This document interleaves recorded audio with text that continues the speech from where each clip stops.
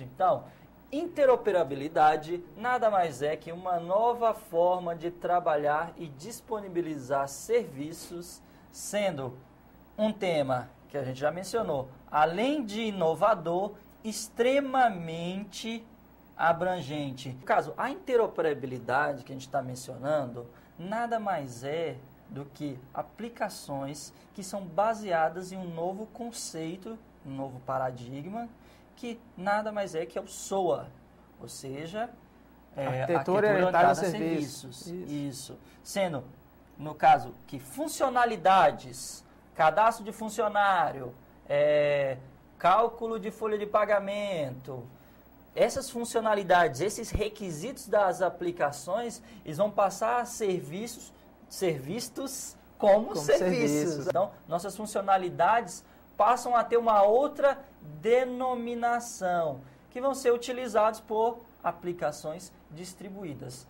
A ideia agora é que as nossas funcionalidades sejam conhecidas como serviços que vão ser acessados por qualquer aplicação, ou mesmo localmente, ou distribuída. A gente tem que considerar que essa questão de web service, ele vai estar disponível para todo mundo na internet, só se você quiser. Você pode ter um servidor instalado localmente e só vai atender a sua empresa. Alex, quando a gente fala de paradigmas, por exemplo, orientação a objeto, sim, a gente aproveita objetos, a gente pega ali um pedaço do código e aproveita um objeto. Só que dependendo do contexto que você vai utilizar esse objeto, ele pode não ser útil corretamente, ou você precisa validar novamente todo o código. Isso é um ponto importante. Na orientação a serviços, você tem um serviço totalmente aproveitável. E esse serviço já foi testado, ele está validado. Você não precisa validar novamente para saber se esse serviço está corretamente funcionando. Continuando aí, pessoal, falando da nossa interoperabilidade e dessas aplicações agora que a gente estava citando, né? Essas aplicações, as nossas aplicações agora vão passar a ser somente um front-end. Por quê? Porque quem vai desempenhar toda a tarefa são os nossos serviços que vão estar armazenados e disponibilizados dentro de um repositório. Esse repositório de serviços tem um nomezinho particular. É conhecido como Service Bus. Esses repositórios aí, vários repositórios vão ser conhecidos como um Web Service. Nós temos aí dois elementos, né, que vocês já conhecem muito bem, que é a questão da nossa plataforma, que consiste no sistema operacional, no hardware e no sistema operacional. O Marco Antônio mencionou, né, dos nossos middlewares, uma camada intermediária, uma interface entre a nossa plataforma e as nossas aplicações, ou, como nós agora vamos conhecer, os serviços que a gente conhece.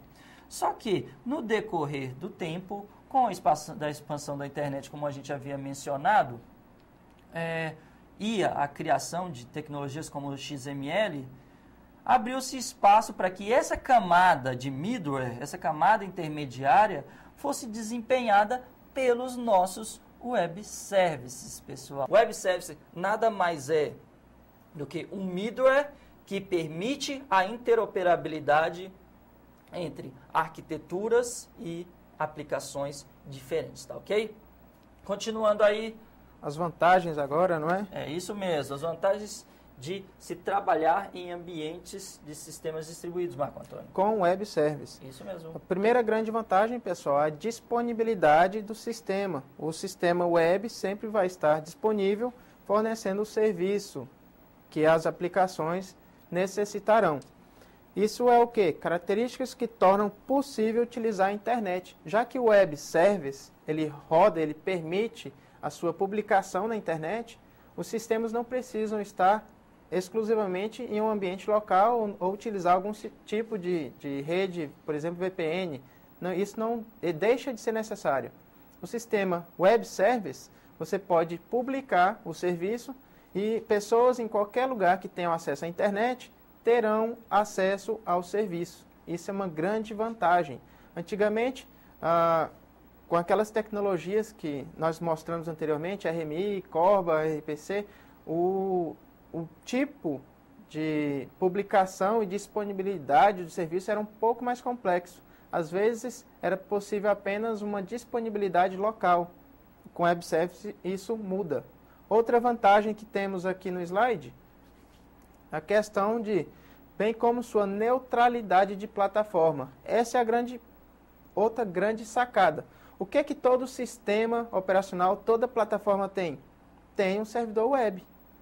Por que não transformar isso em um serviço? Essa foi a grande ideia, a grande sacada do pessoal que desenvolveu essa tecnologia. Permitir que toda e qualquer plataforma tenha um servidor web. Então, vamos utilizar isso como serviço para permitir a interoperabilidade, já que é um ponto comum entre os sistemas. O segredo de tudo nada mais é do que, vamos acompanhar, XML. XML, pessoal. Tudo funciona baseado em XML.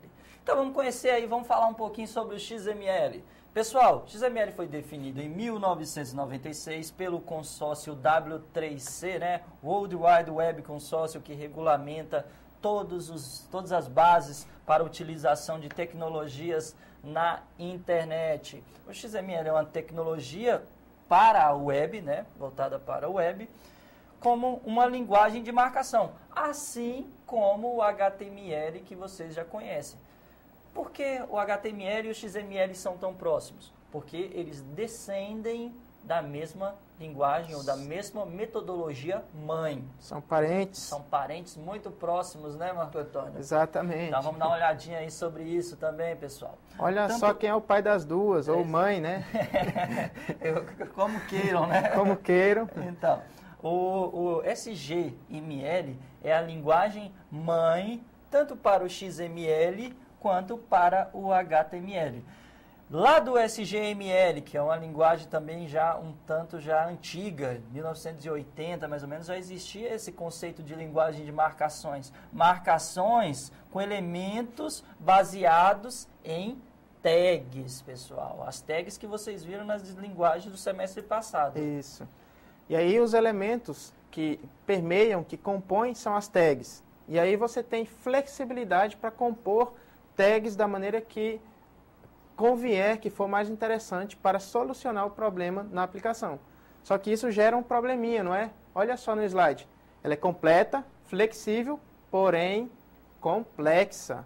Dependendo do tipo de aplicação que você for compor, utilizando a linguagem XML, ela pode se tornar bastante complexa. É isso aí, pessoal. Então vocês têm algumas, depois disso, né, vocês têm algumas aplicações mais isoladas para resolver problemas específicos, e é aí que surge o XML, que é uma linguagem neutra para a troca de mensagens, e o HTML, que é uma linguagem de marcação para a web, para a apresentação de conteúdo na web. Okay? Opa, falou algo interessante, Alex. Pessoal, HTML é para apresentação, para mostrar os dados. XML geralmente é para troca, interoperabilidade, intercâmbio de informação. Informação na web, pessoal. Então, nós temos elementos, atividades específicas a serem lidadas, a serem trabalhadas. São subconjuntos que têm a sua importância diante de todo o processo, ok? Continuando aí, pessoal. Então, nós sabemos agora que são subconjuntos para todo o processo. Então, a XML, que é o nosso foco aqui, ela vai simplificar o que nós vimos, que é a SGML, para aplicações de uso geral. Por quê? Porque ela saiu das fronteiras da web, né? Ela foi além disso. As aplicações, mesmo local, elas viram que o XML ela tinha uma importância muito grande, até na questão de armazenamento de dados. Isso, como exemplo, web semântica, que a gente passa a dar significado aos dados. Continuando. Olha aqui por que XML é bastante importante para o web service, pessoal. Ele define exatamente todos os protocolos e linguagens que são utilizados nos web services. Sim, isso mesmo, são utilizados para isso.